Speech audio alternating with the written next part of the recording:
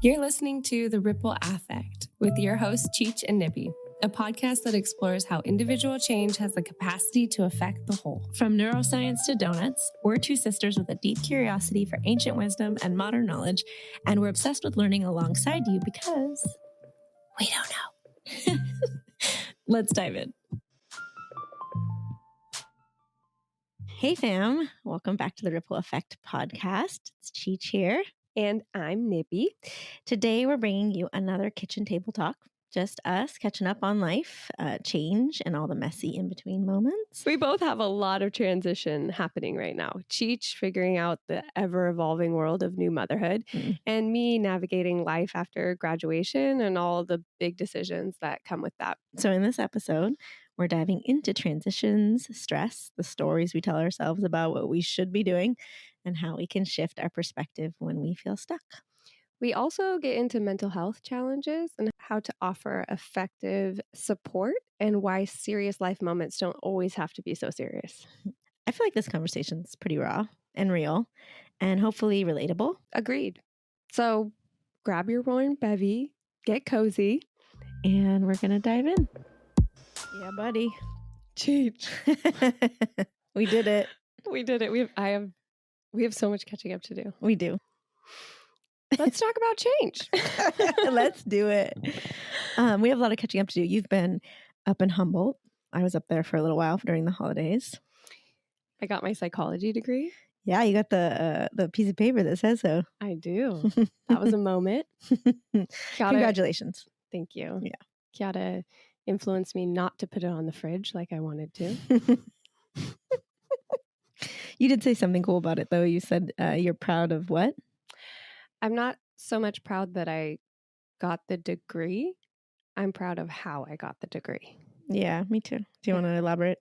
Yeah, I put a lot of effort into learning and into actually reading the chapters and growing and really ingesting and processing and acquiring the knowledge. I did the work, and it feels good to have that degree. And my GPA does, say that, but my experience and how I went about that definitely says it to me, changed me. I thought when you said that you meant how you did it was like with balance and keeping a full life and just the way the rest of your life and how you were as a human through that, because that was my observation of you, that I was proud of you too. Like, that's not how I did school. I was obsessive and burnt out, and I think the two might be correlated. In fact, that you said, you acquired knowledge and you really did the work and feel like you know things. Yeah, I remained healthy during that period of my life. And being an older student, I think that's one of the privileges that comes along with it, is the life experience of knowing yourself and knowing how to stay balanced in stressful situations and knowing what the priorities have to be to take care of yourself when things are full, when life is full. Mm. Yeah, for sure. So congrats on that. Thank you. Catch up. What have you been doing? How have you been being? Ooh, that's a better question. Oh, that's a good question. How have you been being? Can you imagine saying that to someone in the grocery store? Oh my God, it's so good to see you, Susan. How have you been being? The Ben is weird. I think, how you being? How you being? Well, how's your universe? Someone asked me that in the grocery store once. How's your universe? That's cool. I have been being all kinds of versions of myself. Isn't that everybody all the time? Everywhere, all at once? Yeah. I've definitely experienced a lot of change lately. Obviously, coming to the close of a chapter with finishing my degree, and then all the possibilities and options of going from this point, where to go, living with you guys and having that be, okay, that the agreement was I'll stay with you to get my degree and then figure it out from there. Well, I'm in that figure it out phase. And that is scary. I was talking to Amber about it the other day. Our cousin Amber. And we were talking about kind of the two types of change. One being when you don't see it coming and things change immediately. And the other being when you have all these choices and you take the action to change things. Initiative. Mm-hmm. And it's both are challenging. Both have their own challenges. And right now, I've been in that decision-making, choice-making, Debating. life decision zone. And honestly, I've been avoiding that. No, and don't be honest. I need you to lie right now. It's going great. And I know exactly what I want to do. And life is amazing. And everything is just easy. Everything is so easy. I'm so skeptical when I ask, like, how are you doing? Fantastic. How are you? I'm always like, I think you're psychotic. That's what I think in my head every time. I don't ever say that, but then I think, man, am I such a cynic that they couldn't be actually fantastic? Some days I am fantastic. Fantastic? Yeah. Fantastic. What does that word mean? It means like fantasy, like a fanatically fantastical.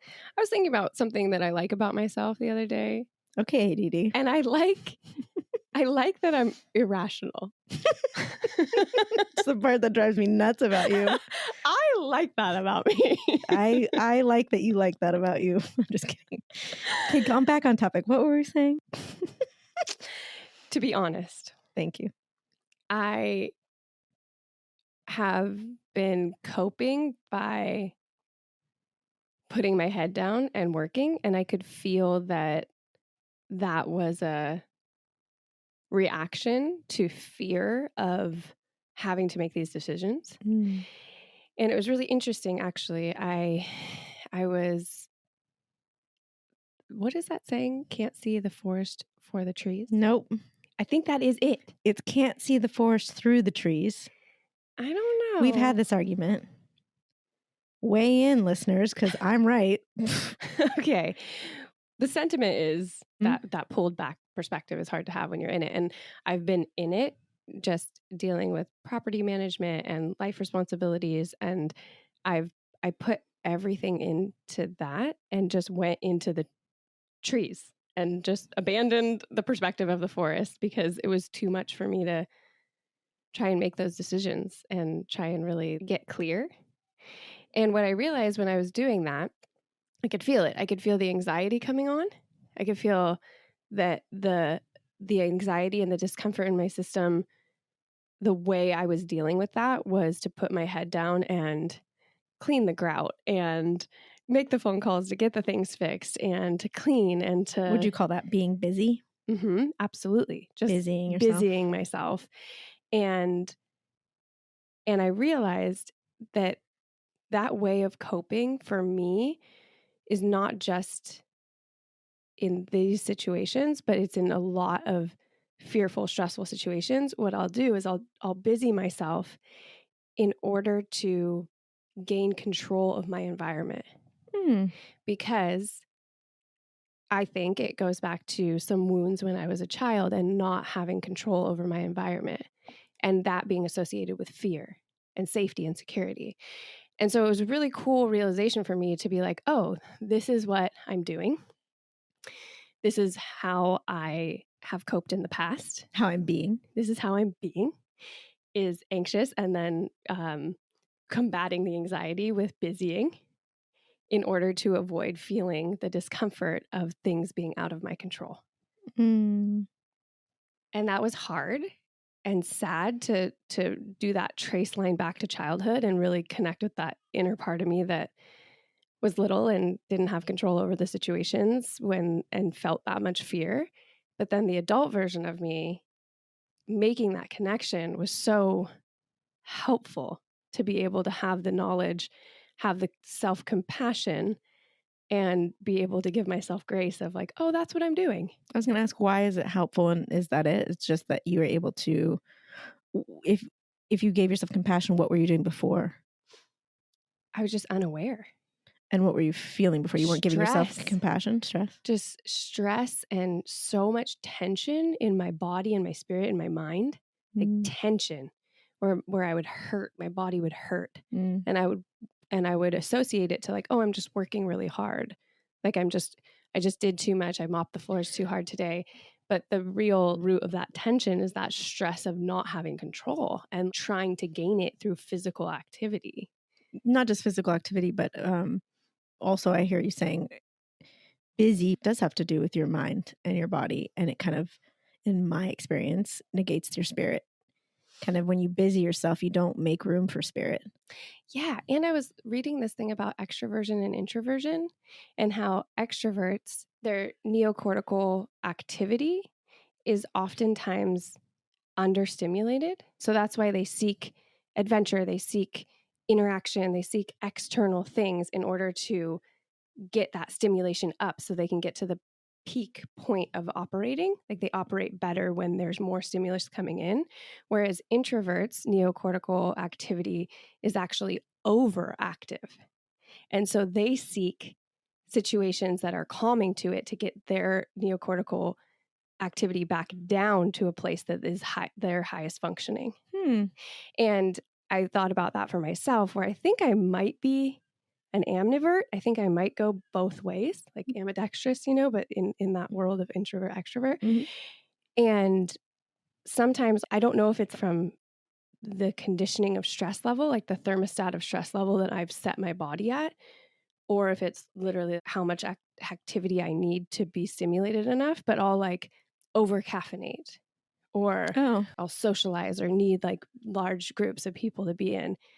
And that part of me it doesn't always serve the part that is the calm, clarity, relaxation, nervous system deregulation to be able to connect to the peace and serenity inside of myself. Mm-hmm. So I've been, toggling. Stupid. If you guys didn't hear that episode, Issa fucking came at me about using the word toggle. Toggle. Now you're just throwing it out there, just using it all the time. Yeah, so that's where I've been at. What about standard bullshit? What about you, Cheech? What's been going on in your world? Just one thing. Just one thing. That's just this monocropping over just here. This one being, this little tiny 14-pound being is what I'm doing.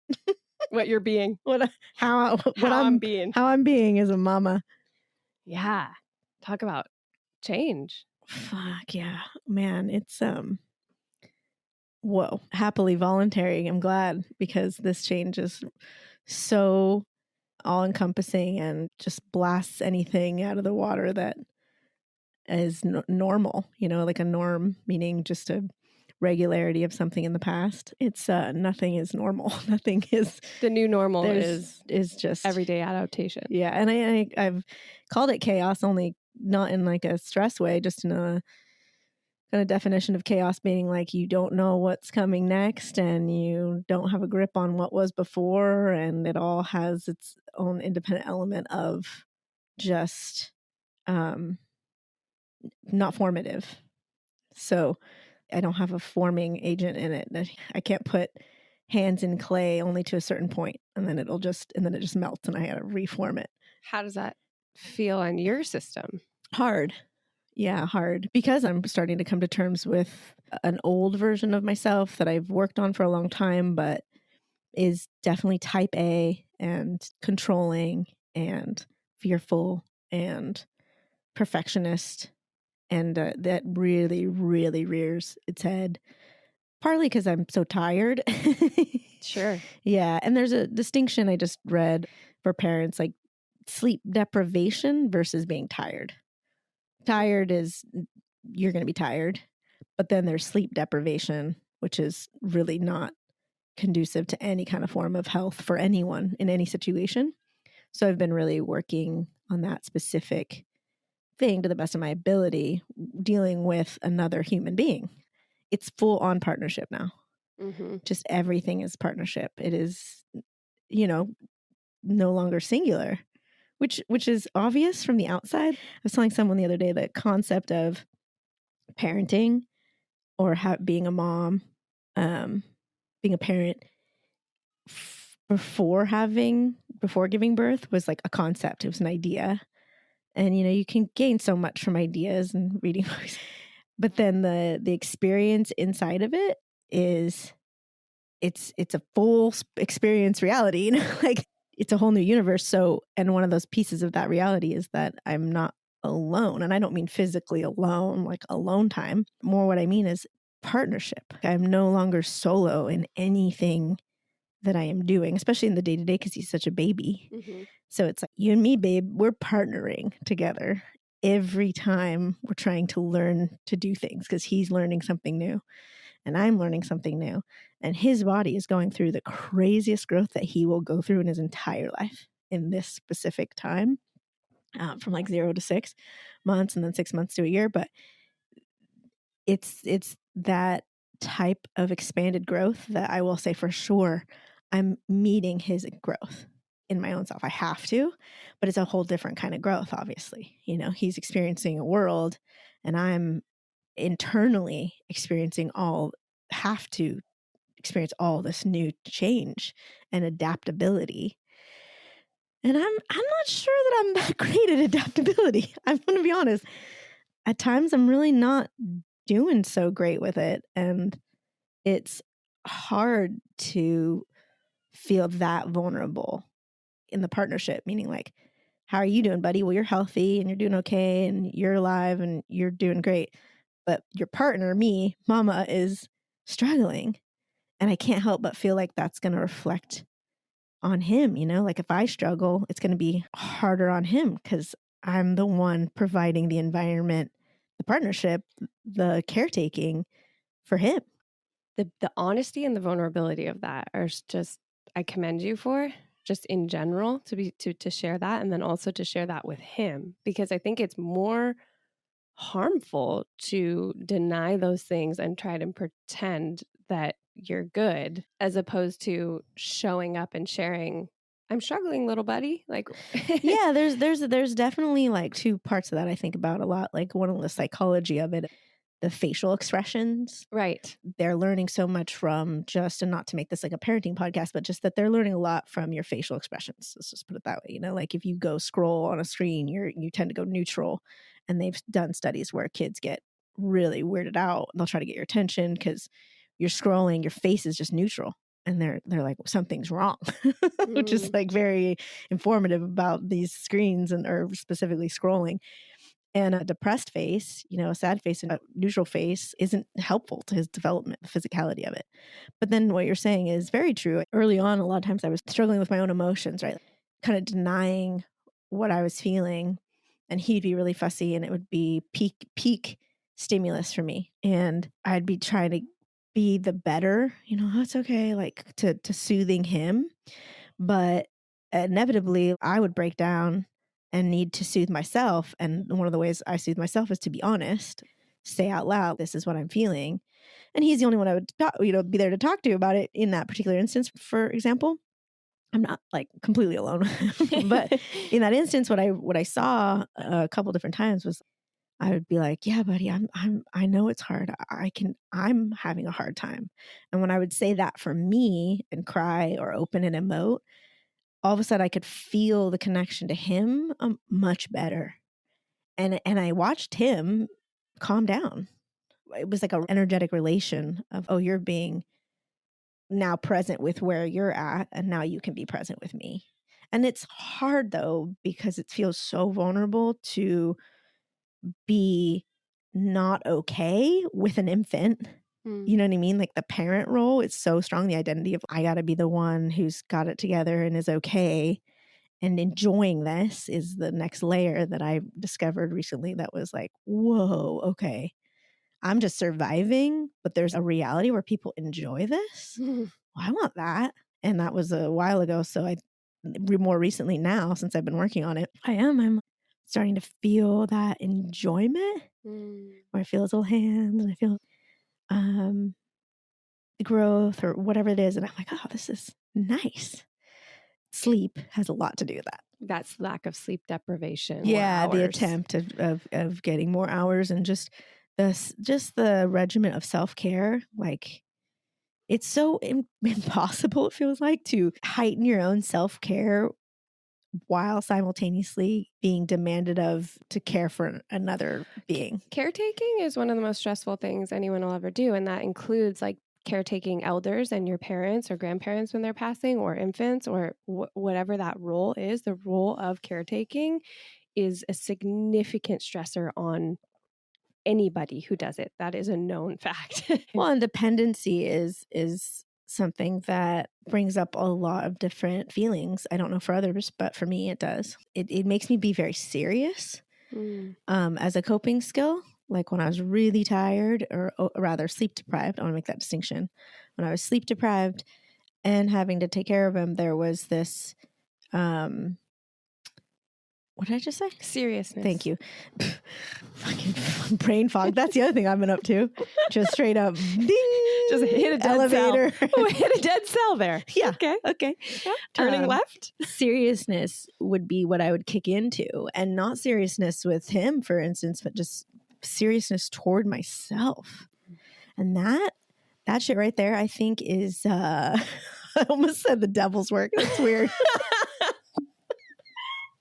That be the devil's work. I don't know why that came, but it's like, to be serious toward me, you get no breaks when you're serious toward that yourself. Inner critic kicks on. You get no room for error, no room. Everything's serious. Everything's a big deal. And of course it's going to translate on to the way I navigate new parenting. Oh, I got to track this thing. He's got to be this, or he's got to be that. And emergency mode. Yeah. And I just took a child education class, and the educator was saying how they're born 80% who they are. The personality is genetic. And I've seen that research otherwise too. There's like 400 genetic markers that are just built in, have nothing to do with parenting. So you don't have a way of formulating most of what a child is.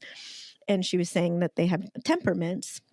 To get to know their temperament, some babies are very active, some babies are not. Some babies want to go to sleep at a certain time and they're very regular. Some are not. And I was reflecting on that principle for how I relate to this being, how I relate to this person, how I get to know them when they can't speak. It's interesting, back to the serious part.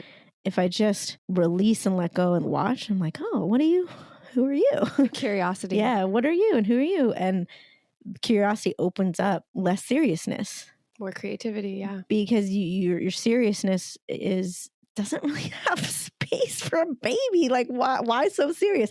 But I get why, because the stakes feel life and death. They feel like you're formative. They feel like I have so much hands in the clay. They feel like, oh no, this is up to me. I'm the bigger, more able-bodied person here. But that's not it, because I've noticed, since I've been able to turn toward myself and maybe give myself grace, but the way I've translated lately is not take myself so seriously as a mom. Let's just see how it goes.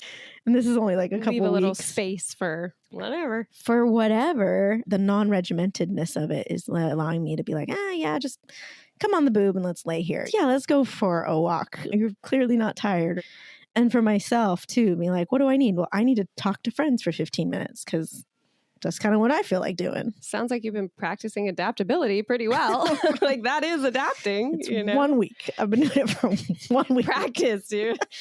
Progress, not perfection, right here. No, and it definitely feels a lot better than it was. So those are my cues, like a homeopathic remedy. It's like you try a little bit, you wait a half hour, you see, does it work? If it doesn't work, it's not the right remedy for you. Right. So I'm trying this and being like, okay, I can see what amounted to me being sleep deprived and showing symptoms of postpartum depression. I got to change something here because this isn't working.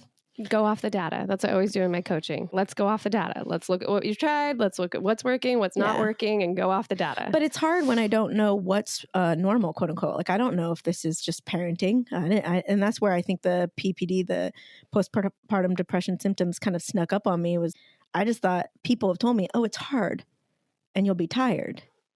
It's very vague. Yeah. Yeah. Yeah. You're like, so what does the embodiment of that feel like? And where's the line between I'm not okay and this is normal? And then everyone's like, it's different for everyone. You're like, cool. So, but I checked in the other day and was like, wait, but I can endure a lot of pain and suffering and just call it my fault. So I gotta check. Yeah, outside resources. Check in with other people. I gotta check outside. Triangulate myself of where I'm at. Exactly, because internally I will just suffer, and I was, and so then I'm like, okay, I've done so much work personally to have a lot of shifts so that I can be kind to myself and caring to myself and forgiving of myself so that I can be a stronger, more loving version of myself. And naturally, birth threw all doors open, exploded everything for me. So I realized I was not able to even reference that current most before self that had done all that work. You're rebuilding who you are, right? Well, now. not even rebuilding, constructing from nothing. It's not even like a rebuild. It's like a let's construct from We're not nothing. remodeling. Yeah, we are. We're starting with blueprints. Yeah. But nothing there to build on. Yeah, I hear that. And with that said, I had a friend do a spiritual session with me, spiritual guidance session, and pointed out to me, yeah, but you still are the material, the person who has done all that work to be able to reach and pull that resource that is you back for what you need for constructing this blueprint. I want to go back to something you said, a few things. One of them being the seriousness and the high stakes of figuring things out. And I think that really translates to a lot of situations that have change in them, because I can relate to that with what's going on in my life of like, fuck, this is big. I got to figure out, am I going to grad school? Am I living here? Am I moving there? Do I need to work? I got to figure out this money shit. So many things. And I also want to rewind back a little further to what you said about partnership. And partnership with this being, it really reminded me of the schoolhouse of life and partnership with life, and how when I get really serious around life, I'm not checking in. I'm not being honest with myself about the fear and the vulnerability and the I don't feel equipped to make these decisions. And then this self-critic kicks in of you can't do it. And we've talked about this particular thought process of I have to figure it all out. And I can't, and I'm not enough, and I don't know. And the spiral that kicks into. What you said about that really made me think of, whoa, that's so true. When we get serious, when I get serious, when I get pressurized, I pressurize the situations. Absolutely. And I contract around concepts, and I leave no room for creativity, but also just for straight compassion and honesty and curiosity and silliness even, and like and space and creativity, because I really know that my mind is limited. What I can come up with for solutions and ideas and where I think my life should go is limited. And when I open up to the experience that life can show me, I had a conversation with my friend Susan the other day, and it was a really wonderful conversation. And she reminded me, yeah, it's good to set your intentions, set your trajectory, and then observe what comes into your day, what people talk about, a podcast that comes your way. Open yourself up for more information to help guide you on your choice. Well, course correct. Recently, I think it was on a podcast or somewhere in media that was pointing out how airplanes set a course trajectory, but the majority, 99% of the time, what they're doing is course correcting, because the winds and everything will continually push the airplane off that course. So their job as pilots is to course correct. That's what flying is course correcting and trying to get back toward the original trajectory. And I thought that was helpful in a lot of ways. It's all the things you don't have control over versus the things you do. I have control over very little when it comes to this world and this life and other people, but I do have control over my attitude towards the things and my reactions towards the things, you know? Yeah. And I'd like to be an actor, not a reactor. You know, I'd like to have that strength to face adversity and have the resilience to and the self-awareness to choose, this is how I'm going to show up in this moment. The choice sometimes, like attitude has been so big. Just again, sorry guys, gonna have to keep relating it back to being a new parent. Sully, she's a mama. That's just what I'm fucking doing now. So you can take it or leave cover it. your ears. Which is so stupid on a podcast. They'd have to mute it. Like, when is she done talking? I'll yell, okay? I'll yell really loud when she's done talking about being a mom, and then you can tune back in. Turn the volume down, and then how do you shift your attitude towards something? Because when you said what you don't have control over, you don't have very little control over life. Yeah, right? Other people. For me, has never been more evident than partnering with a baby and a human that's of me, because I don't want to control him. There's a deep want to not control him. And I have needs and wants as a human. If I'm not controlling, then I have to have an attitude shift toward how I feel about you, not sleeping when I want you to. I have to shift that. How do I shift my attitudes? Because when I was sleep deprived, it felt like just a never ending. It felt like I feel so unequipped and unadept at dealing with the situation because he's crying. I can't do anything to soothe him, for instance. Getting some sleep, I recognize, I'm putting that story on him crying. Mm-hmm. Babies cry, for instance. There's this one action of his that I'm in partnership with. And so how do I feel about him crying? And my attitudes absolutely influence how I feel about him crying. How do I shift my attitude? I got to have a different perspective on what my role is here in him crying. Because again, in my sleep deprivation, my default goes to, it's my fault. I'm responsible and I'm bad. And so this bad scenario is my fault. And there's nothing bad about a baby crying. Sorry, my specific baby. There's nothing bad about him crying. He's healthy. It's all good. His needs are met. But I wasn't good in it until I shifted perspective. And how I was able to shift perspective was going to an external source, spiritual guidance work, and getting that type of perspective from spirit, from guides, and looking at that macro view and hearing validating principles of what I'm going through and getting context from that spiritual perspective that was really useful information that then helped me shift. Oh, this is what's going on. Okay, now I can have this attitude. And then I had some choice in how I want it to be. Because you said like your choice of attitude, but I think there's a whole loop there that goes into it, because I think it's a trap to just be like, just choose. Just choose to be kinder. Just choose to be more graceful with yourself. Just choose. It's like, it's not available always. Exactly. Yeah. And I agree. There is a process to that and it's unique for everybody, but support is key. Yeah. And context is so helpful. I've had that in therapy so many times where they reflect back to me, okay, but the version of you that I know is very capable of these things and has, based on your past, you have figured all these things out and really put into perspective all these things that I don't see clearly. Yeah, again, that clarity. I have that distortion of self.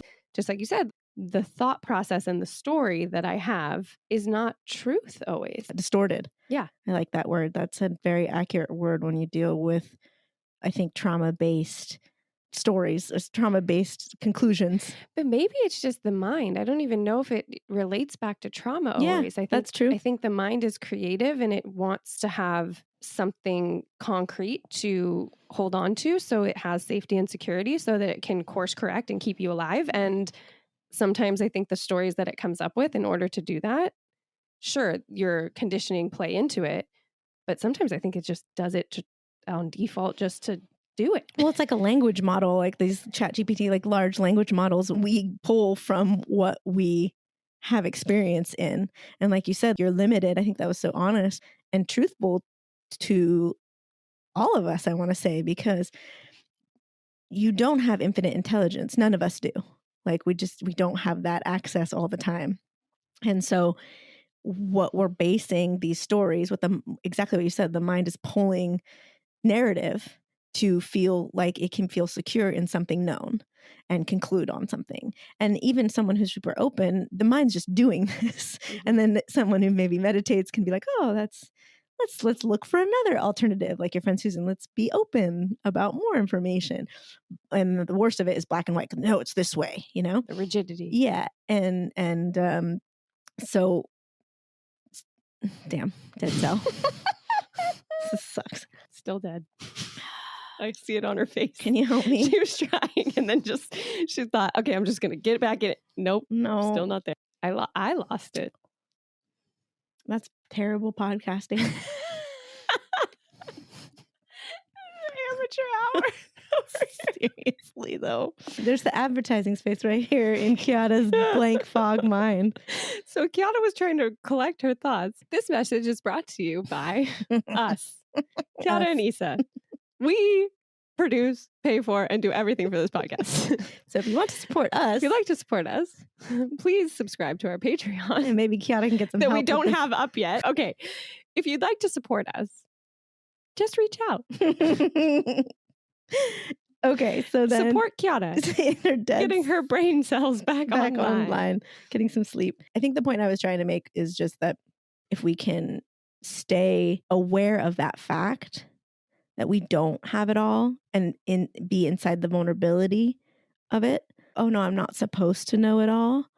That can literally make space for more information and for the feelings of that terror that comes from being unknown to subside enough to offer something else in there. Oh, that was what I was going to say. When you're pulling from data that is not the best, it's going to come in and fill the void, and that may be distorted. That's the data that's going to distort.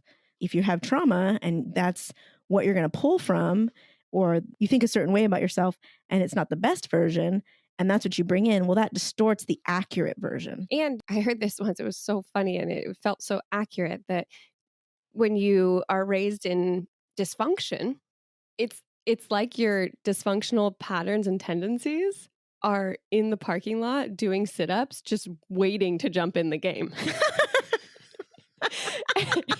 And you have to do your work to keep them in the parking lot. Because it's true. It'll just rear up in the weirdest times. It's like that meme of Mariah Carey. When you go home for the holidays and you think you've evolved enough to not be triggered by your family. And she's like, I was stupid. I was lying to myself. It's so good.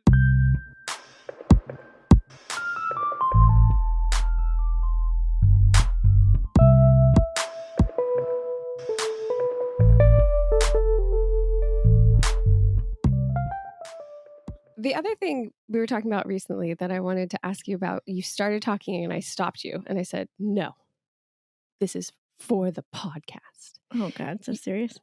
I said, no. I said, don't speak. She did. I know just how you feel. She's singing a lot today. I need to not. I'm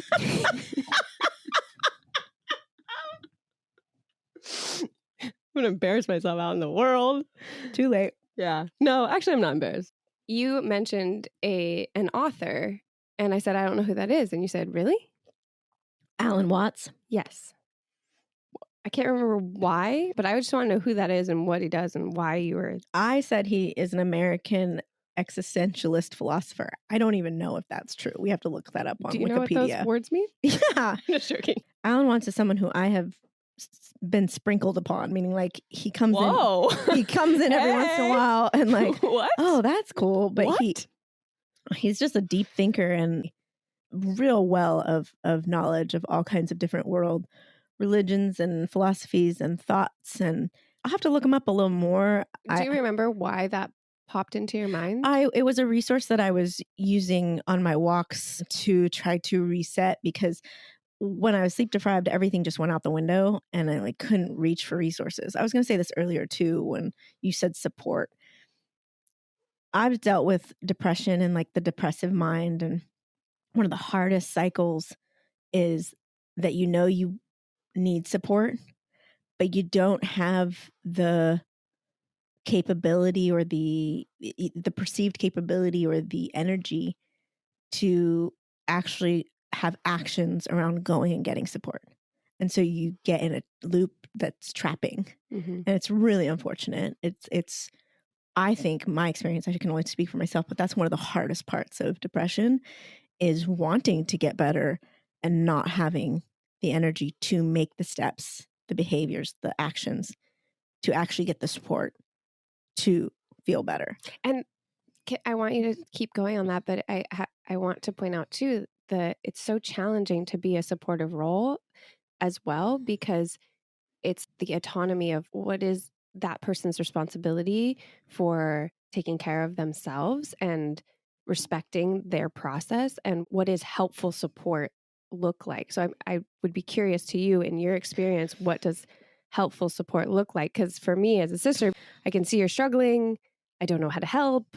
I want to, suggest these things, but then I don't know if that's abrasive or even belittling, because you don't feel like you have the capacity to go to a fucking mom group or reach out, Right. So does that feel like even more of a load on you, or what is that? I guess I can only say for myself, again, what if I started talking for someone else? That would be so funny. Let me just talk for the whole. No, I'm going to talk for Chiara right now, and I'm going to say that she not doing that. She feels.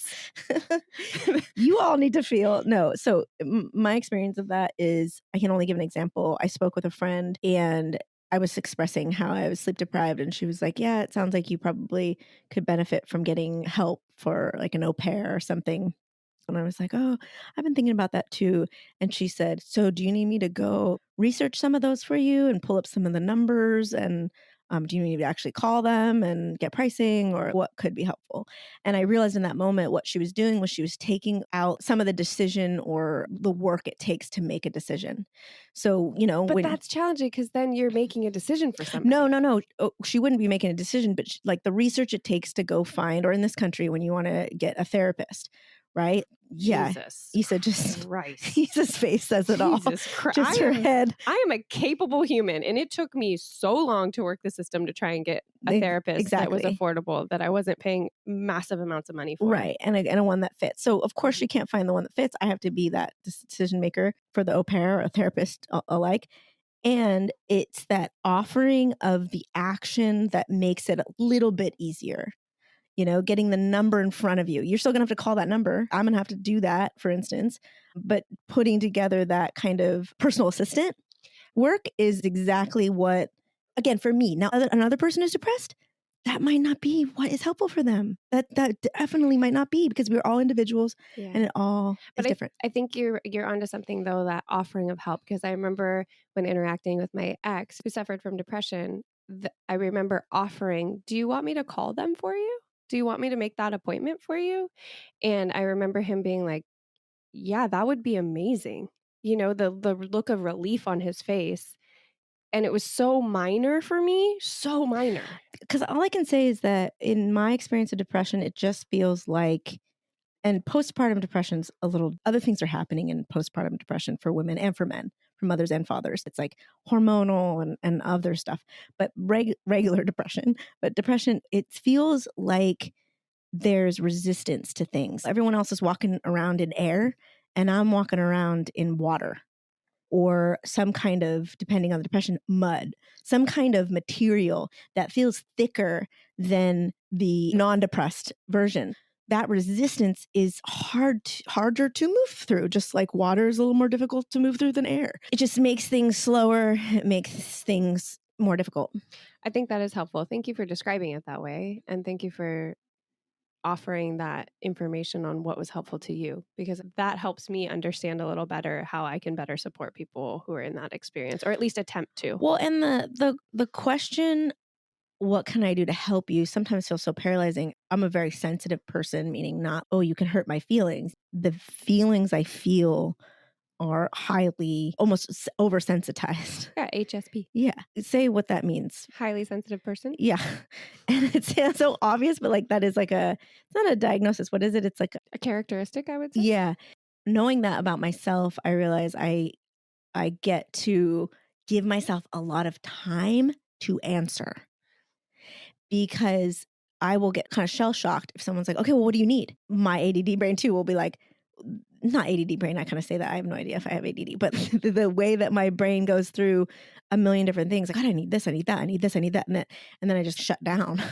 Sounds more like anxiety brain. Yeah, anxiety.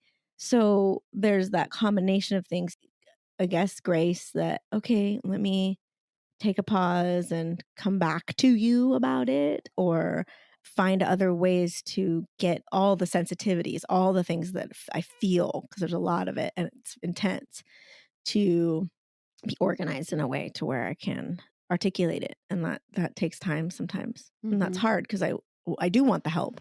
And if someone's offering, I want it to be now. You got to go. I got to go. So let's take a break and or conclude this session. Okay.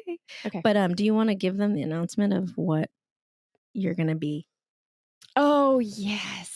Okay. So everybody, I went to the dentist. I'm going to let you, actually, I got to go. Okay. So you just tell everybody this. Okay. Bye, y'all. I went Issa Solo. I'll outro us. I went to the dentist and they told me that I need Invisalign. And so I will be starting Invisalign soon. Today, I go to get my brackets on and my trays. And I don't think that's going to be great for my podcasting career, but it will be good for my gum recession and bone loss. So that is happening. I may sound a little different. I'm hoping that you will all come along with me and I will be able to adapt and not sound too silly. But next time you hear me on the airwaves, I may sound a little different. Okay? So thank you for understanding, and I will do my best to work on developing articulation with trays in my mouth. All right, everybody. It was wonderful to be back with Chiara and podcasting again. We have missed all of you, our clan, and we look forward to continuing this journey together. Take care. Okay, I think we did it. Listen, I don't know what we did, but we did it.